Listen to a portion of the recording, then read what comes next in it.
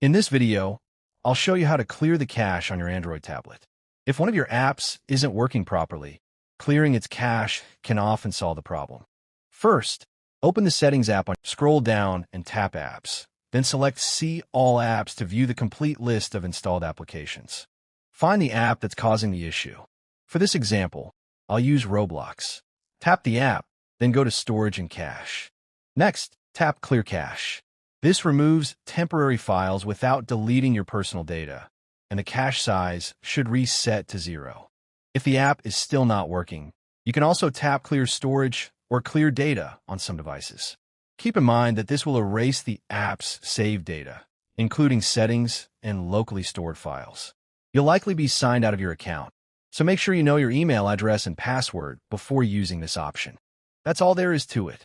Hopefully, this guide helped you fix the issue. If you found it useful, consider liking the video and subscribing for more helpful tutorials.